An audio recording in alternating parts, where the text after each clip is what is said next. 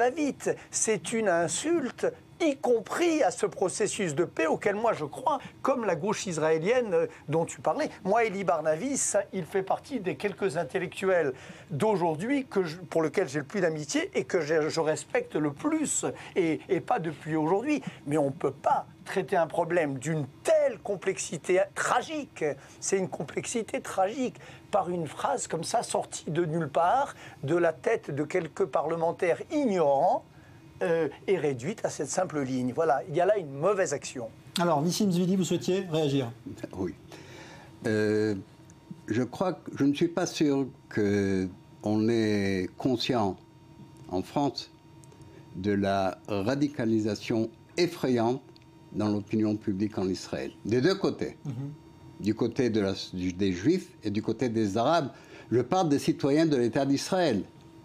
Maintenant, quand on se permet d'ignorer de ça, de voir de 4000 kilomètres, on peut dire, OK, on va laisser les Arabes, les Palestiniens et les Israéliens, ils n'auront pas de choix, ils devront arriver à un accord. Je vais vous dire quelque chose, mais très clair.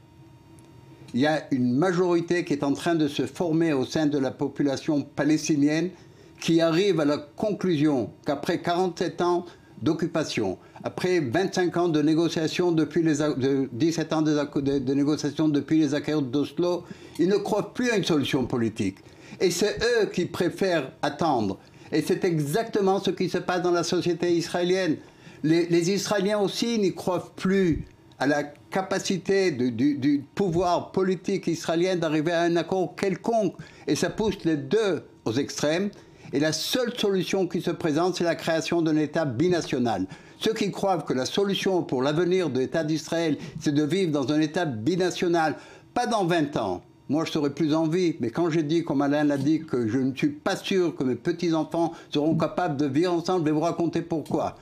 Parce que quand mes parents ont quitté la Tunisie en 1954, ils avaient d'un côté un passeport français et ils avaient la possibilité de faire leur alliance en Israël. Ils ont décidé de venir en Israël pour vivre dans un État juif et pour le construire. Ils avaient le choix. Ils ont choisi de venir. Maintenant, ce qu'on va laisser à nos prochaines générations, ça ne m'intéresse pas le vote de demain à l'Assemblée nationale française. Je ne parle pas des détails de la résolution.